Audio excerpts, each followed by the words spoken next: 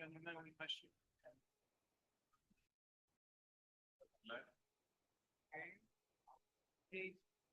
non, c'est la première. Il faut taper ici sur le départ.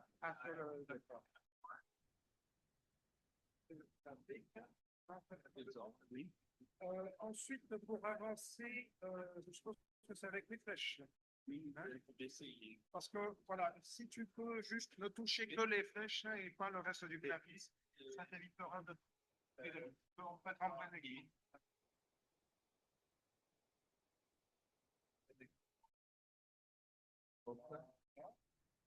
Alors, est-ce que... La passer, allez-y. Parfait. Merci beaucoup.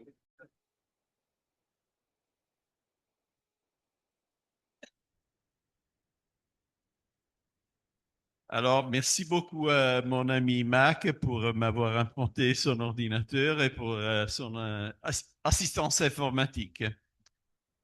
Et mesdames et messieurs, bonjour.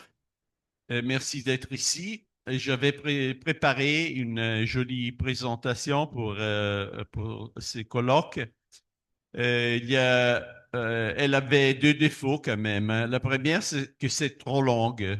C'est le fruit d'un petit malentendu, pas de quoi en faire une question, mais il faudra aller très vite, peut-être trop vite, car il y a beaucoup de terrain à couvrir. Deuxièmement, ma présentation était en anglais, car je croyais que les travaux se dérouleraient en anglais, mais je ne voulais pas perdre l'occasion de combattre avec vous les monoglottismes anglo-saxons. Et alors, j'ai demandé ce matin même à ma secrétaire de traduire ma présentation. Et le problème, c'est qu'elle ne connaît même pas un mot de cette langue, mais elle a utilisé Grok. Et alors, c'est un expériment aussi, mais la responsabilité des fautes de grammaire possibles n'est pas de mon pauvre français, mais plutôt de l'intelligence artificielle.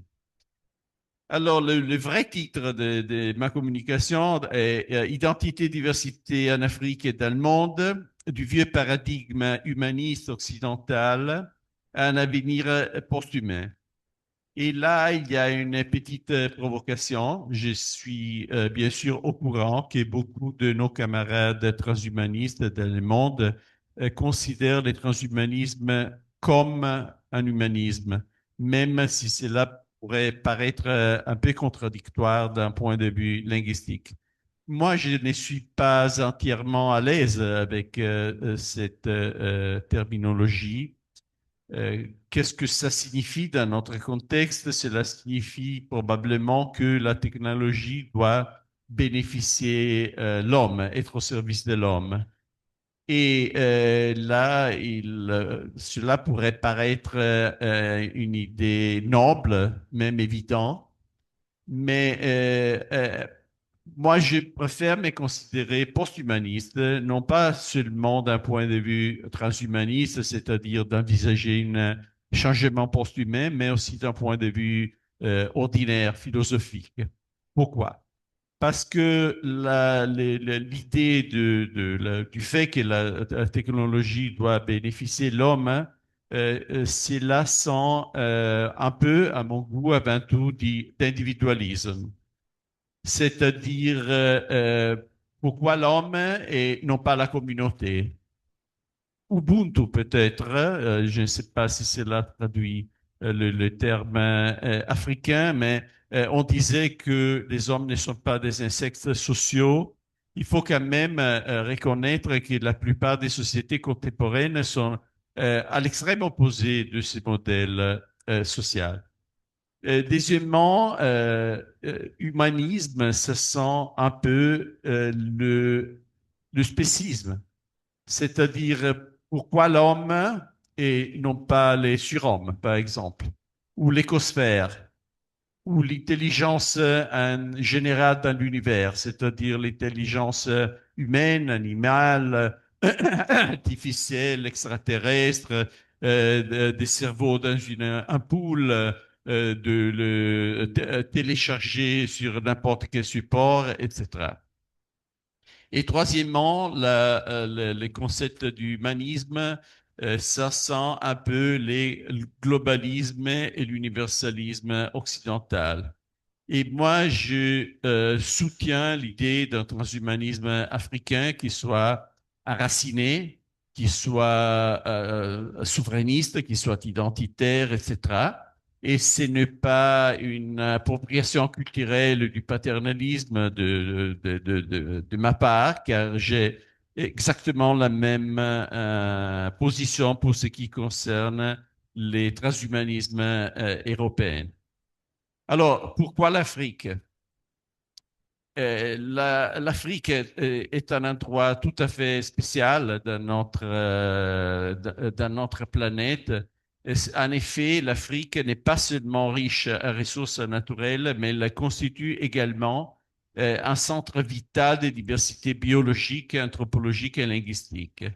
Et c'est une amalgamation unique fait du continent un point d'étude et d'appréciation majeur pour comprendre l'évolution de l'humanité et son patrimoine culturel. Et ce qui est nécessaire aussi pour envisager une évolution ultérieure. Qu'est-ce que est la signification évolutive de l'Afrique? C'est bien évident, c'est-à-dire c'est les continents qui représentent les berceaux des grands singes, les êtres humains compris, et c'est encore les continents qui présentent la plus grande richesse d'écosystèmes divers et d'adaptation, ce qui un tour représente le fait que il y a une énorme richesse génétique et une énorme richesse des solutions naturelles dans les continents africains vis-à-vis d'autres endroits dans la planète. Et effectivement, cela est aussi le fait de réfléchir sur l'hominisation, c'est-à-dire sur les origines de l'Homo sapiens, est aussi un pas nécessaire, à mon avis, pour envisager quelle pourrait être son évolution ultérieure, que je vois de façon plus réelle, en effet. C'est-à-dire, peut-être certains d'entre nous aimeraient avoir des nageoires et des branchies et des autres plutôt se livrer dans les ciels avec des ailes. Et il n'y a aucune raison pour laquelle une évolution ultérieure de notre espèce ne devrait pas être disons, plurielle et même divergente à la limite. Encore, il n'y a pas seulement la qualité, la diversité, la différence, etc., mais il y a aussi un problème de quantité. C'est-à-dire, ce qui est très spécifique de l'Afrique, à part le fait d'avoir la plus grande diversité en son propre sein de langages, de cultures, de variations génétiques même, au même temps, l'Afrique est presque la seule place au monde qui a encore un solde démographique positif. Car on a beaucoup discuté les risques de l'explosion démographique, etc. Mais bien au contraire, les projections actuelles envisagent un big crunch vers la moitié du siècle où l'humanité devrait atteindre son sommet numérique et après, pour des phénomènes de feedback positifs, avoir une décroissance assez rapide et assez dramatique. D'autant plus que les Big Bang et les Big Crunch, ce n'est pas la même chose, c'est-à-dire filmer, tourner au contraire, parce que la croissance comporte des phénomènes qui sont tout à fait différents de ceux de la décroissance, même au même niveau, par exemple, numérique ou d'exploitement des ressources, d'exploit des ressources, etc. Alors là, comme je disais, je soutiens de tout cœur la souveraineté et identité culturelle africaine. Et il faut bien dire que cela reste toujours menacé par l'imposition des normes étrangères. Il y avait naguère un problème dit, de souveraineté d'un point de vue juridique, mais il reste toujours un problème d'identité, des racines, d'effacement de la diversité par le fait que, en effet, il y a la technologie même a contribué à l'homogénéisation planétaire. Et en même temps, la technologie pourrait apporter de remèdes. Par exemple, d'un point de vue linguistique, cette présentation est la démonstration qu'on peut passer assez rapidement d'une langue à une autre. Et probablement la prochaine fois, je pourrais parler en italien et chacun d'entre vous écoutez ma présentation en français ou bien même dans une langue africaine traditionnelle. Et il y a certains mépris de l'autodétermination de la culture globaliste, à mon avis, parce que l'idée, c'est que il y a un seul système juridique et culturel, une seule norme sociale qui est, entre guillemets, juste, et tout le monde n'aurait que s'à conformer à ce paradigme, ce qui est très aux opposés au concept des souverainetés populaires et au concept de l'identity politics. Et alors, l'idée, c'est que la sauvegarde de la diversité culturelle reste importante d'un point de vue transhumaniste, au même titre que, par exemple, la disponibilité de la biodiversité, et c'est là qui permet à l'évolution d'avoir lieu. Parce que si on met tous les œufs dans le même panier, bien sûr, on prend un risque parce que même si c'était correct, ce que je ne crois pas que l'optimalité est un concept objectif, le changement de circonstances, par exemple, ou bien tout simplement la logique interne d'un système, s'il n'y a pas d'autre solution, s'il n'y a pas de concurrence entre modèles différents, s'il n'y a pas d'hybridation et même des fertilisations réciproques des systèmes différents. Et c'est très difficile qu'une évolution puisse avoir lieu. C'est-à-dire l'entropie, cela n'engendre pas grand-chose une fois qu'elle est atteinte. Alors, le problème, cela résume un peu l'idée de la négation des identités locales pour un système global, l'imposition des modèles étrangers, l'exploitation through globalization, l'érosion de la self-determination et la cultural disintegration risk. I don't know why this was not translated. Alors, très rapidement, la mondialisation offre bien sûr aussi des opportunités. Ce n'est pas l'idée de s'isoler, de créer une autarcie totale des cultures, des économies, de la recherche, etc. Mais c'est une épée à double tranchant. Et pour ce qui concerne l'impact de la mondialisation sur l'Afrique, il y a des opportunités, mais il y a aussi des défis qui affectent les économies locales et les identités culturelles. Par exemple, quelque chose qui est très débattu, qui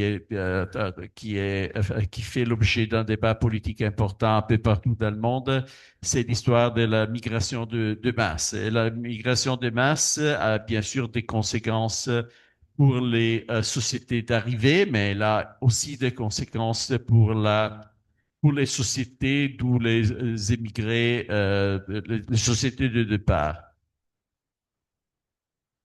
Et là, il y a une fuite de cerveau. C'est un vieux terme, hein. Cette idée, c'était le brain drain. C'était ce qui subissait l'Europe de la part des États-Unis après la Deuxième Guerre mondiale.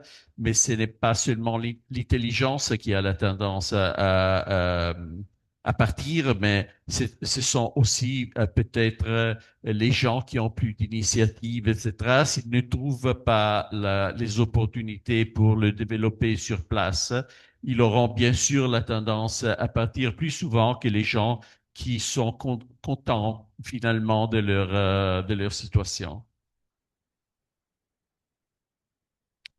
Il y a aussi le problème de l'exploitation des ressources naturelles. Nous sommes sur une planète qui est finie. L'innovation peut pousser les frontières de l'utilisation des ressources naturelles. Mais c'est vrai que si j'ai, par exemple, les contrôles des ressources d'une autre région, d'un autre pays, j'ai peut-être moins de regard et moins d'attention au fait que ce soit de pratiques soutenables, au fait que ce soit des pratiques qui soutiennent, qui sont conformes aux exigences locales.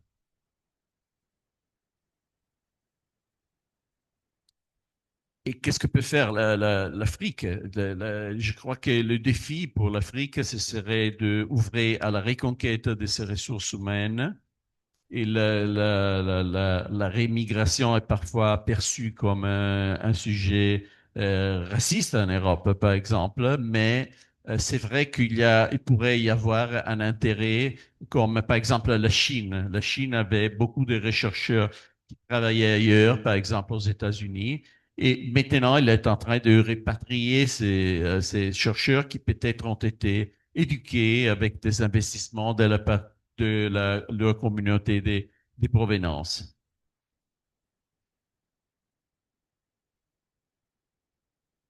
Et il y a aussi on parlait des ressources humaines, mais aussi les ressources génériques, pardon, les ressources génétiques, c'est-à-dire la diversité qui caractérise les continents africains. C'est une richesse incroyable, c'est-à-dire pour faire de l'editing génétique, il faut avoir les gènes. C'est-à-dire, on pourra peut-être créer des gènes d'après une feuille blanche, mais tout ce qui existe en nature et tout ce qui peut être euh, cut and paste, tout ce qui peut être coupé et collé, c'est bien sûr la matière première. Et là, par exemple, l'Afrique a un potentiel énorme en ce qui concerne les biotechnologies, pas seulement les biotechnologies appliquées à l'homme, mais aussi à l'agriculture, au bétail, etc. Mais aussi pour ce qui concerne les hommes, hein, en effet, vous savez que le reste du monde euh, dans la planète, cela provient d'un groupe assez petit des migrants de l'Out of Africa, était peut-être 50 000 personnes, et ils ont amené avec eux leur langue, leur gène. Et tout cela a engendré, bien sûr, une différenciation successive, mais finalement, il y a eu un bottleneck de bouteilles. C'est-à-dire c'est-à-dire que toute la différence du reste de la planète ne dérive que de ces 50 000 immigrants. Tandis que l'Afrique, en tant que berceau de l'humanité, et même pas seulement de notre espèce, mais aussi de notre famille, de notre ordre, a la plus grande variété de génétique qui peut bien sûr être euh, utilisé pour développer une diversité, non pas seulement pour protéger la diversité qui existe, mais aussi pour engendrer de la diversité ultérieure. Alors, qu'est-ce qu'on peut faire de petites phases? Il y a un problème d'évaluation des ressources, peut-être des prospections. mais il y a une phase de prendre des consciences et de prise de conscience et de revitalisation culturelle. Il y a un problème d'autonomisation technologique. Bien sûr, c'est très important, la communication, les échanges, le fait que le résultat des recherches soit partagé, etc. Mais on a vu qu'un certain niveau de concurrence, un certain niveau d'autonomie technologique, cela crée plus de progrès qu'une coopération complètement indistincte à niveau global. Ce qui justifie d'ailleurs comme la raison pour laquelle dans les derniers 10 ans, nous avons vu plus de progrès que disons, des années 70 jusqu'aux années 10 ou 20 du nouveau siècle. Et il y a bien sûr une phase d'élaboration des politiques, c'est-à-dire la main invisible arrive jusque-là et à un certain moment, il faut qu'il y ait des politiques délibérées par des autorités gouvernementales et qui ont la possibilité de se faire charge non pas seulement du destin ou des résultats d'une entreprise, mais d'une communauté entière. Il y a la collaboration, bien sûr. Cela reste, c'est-à-dire, mais ce n'est pas l'idée d'avoir un globalisme absolu, mais plutôt le fait d'établir des rapports sur une base de réciprocité avec des sujets spécifiques sur la base d'intérêts communs.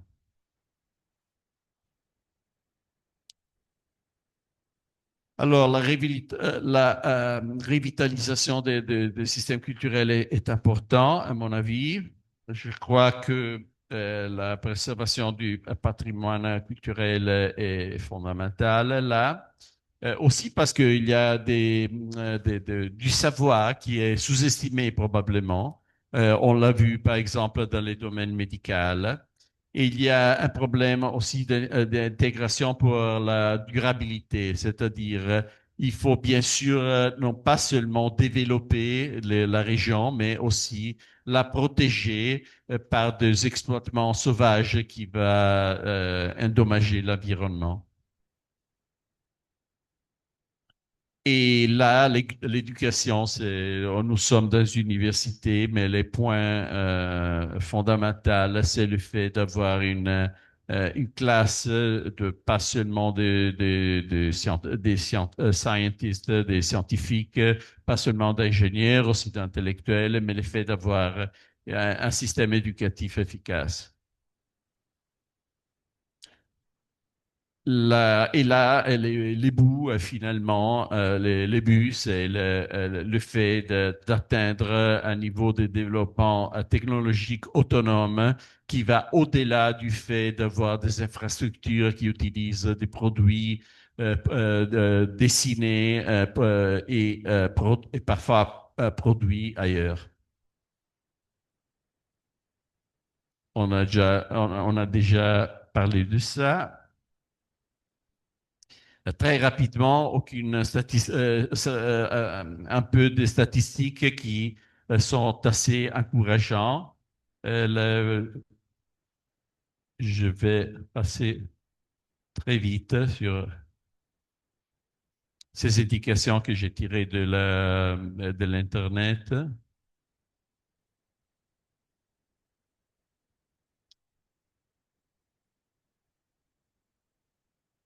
Alors, tous les changements révolutionnaires doivent tenir en compte qu'on ne peut pas gaspiller, on ne peut pas détruire ce qui existe. Cela est tout spécialement vrai pour un continent qui a encore des ressources naturelles. C'est-à-dire en Europe, peut-être les problèmes, c'est plus de reproduire ou de reconstruire ce qui était détruit.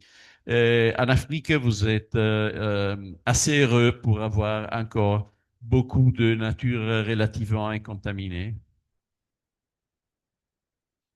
Et là, on arrive à la polémique typique du monde transhumaniste, le fait qu'il faut résister à la technophobie, parce que s'il y a de la technophobie, cela amène à la décroissance, au sous-développement et tout ce qui décroît, tout ce qui est sous-développé est aussi l'économie des pénuries, ce sont des économies d'exploitement sauvage. C'est-à-dire, ce n'est pas le cas que si on refuse la technologie, on protège la nature ou les modes de vie traditionnels. Bien au contraire, c'est là, ce sont des luxes. Il faut engendrer, premièrement, la richesse pour pouvoir se permettre ça. Le bioludisme, c'est une tentation un peu partout, mais en Afrique, je crois que cela pourrait être mal entendu comme une sorte de résistance au modèle technologique et qui, en effet, a été créé en Europe et après exporté dans d'autres pays, mais qui a eu un niveau industriel, disons, son épicentre en Europe, tandis que, par exemple, d'autres technologies comme l'agriculture ont bien sûr été inventées en Afrique. Et là, c'est le fait d'adopter les progrès technologiques, non pas comme imitation, mais peut-être de s'emparer du progrès technologique. Et pour faire cela, l'Afrique doit trouver ses propres règles, ses propres projets, son propre destin, etc., sans assumer de façon plus ou moins automatique par exemple, des principes bioéthiques dictés par des puissances internationales d'après leur intérêt dans la pire des hypothèses, mais même dans la meilleure des hypothèses d'après leur paradigme culturel. On en a déjà parlé. Et sous ces profils, par exemple, l'Amérique du Sud a offert des opportunités pour des recherches, pour des initiatives, etc. C'est là, c'est plutôt pour le fait qu'il y a un enforcement plus faible, par exemple, des règles occidentales. Mais là, le problème, ce serait plutôt d'établir ses propres règles plutôt que d'être dicté ce qui est bien, ce qui est souhaitable. Et cela aboutit à poursuivre la transformation post-humaine en Afrique, qui n'est pas une transformation post-humaine qui devrait suivre les mêmes parcours partout ou engendrer les mêmes résultats partout. C'est bien sûr assez partageable l'idée que c'est mieux de ne pas souffrir de paludisme plutôt que d'en souffrir. Mais à partir de cela, les ambitions, les valeurs, les projets et les orientations culturelles peuvent bien sûr varier parce que finalement, ce n'est qu'à nous de décider ce que nous voulons devenir. Et pour résumer ce que je viens de dire, la solution, c'est peut-être le fait de conjuguer l'innovation technologique avec la tradition.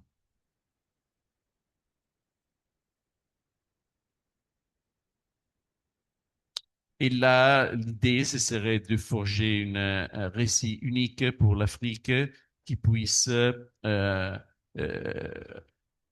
disons, définir une forme de transhumanisme spécifique à l'identité africaine.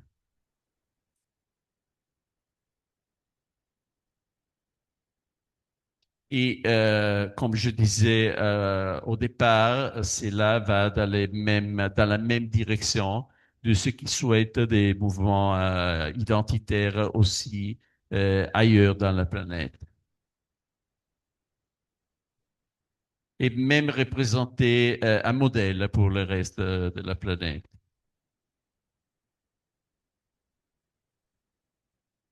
Alors, j'ai déjà un peu ouvert ce terrain.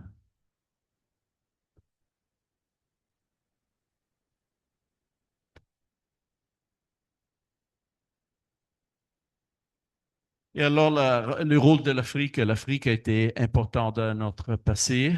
et sera peut-être important aussi dans notre avenir, dans l'avenir de, de la planète, de l'univers, quoi que ce soit, dans l'avenir de l'humanité, mais surtout dans l'avenir de l'Afrique elle-même. Merci.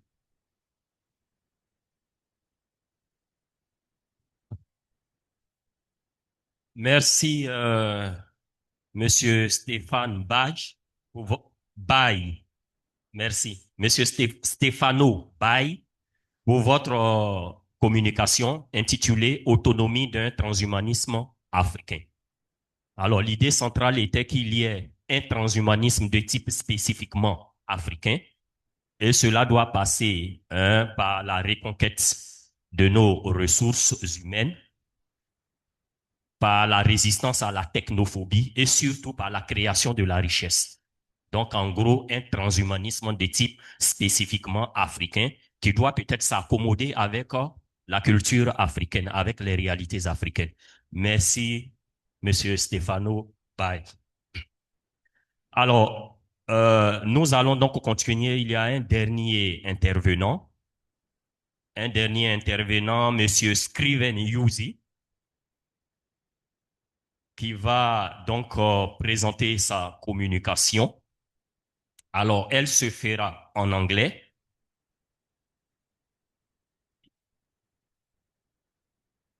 Elle se fera en anglais et puis, je crois, le traducteur va lui demander de résumer. Ah, vous, immédiatement.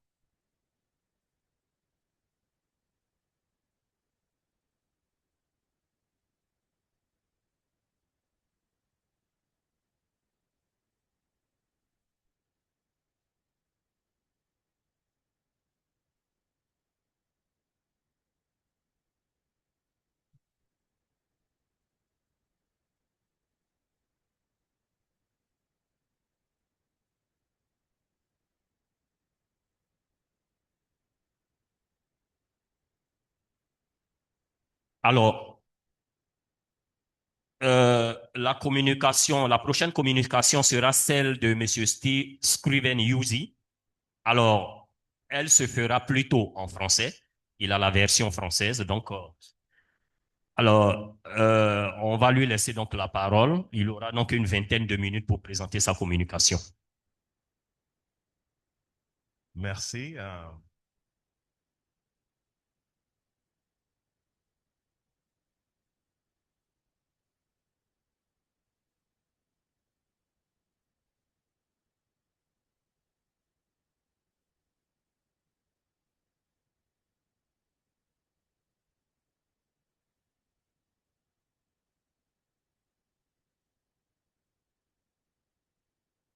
Bonjour, mesdames et messieurs. C'est un grand honneur pour moi de prendre la parole devant cette assemblée.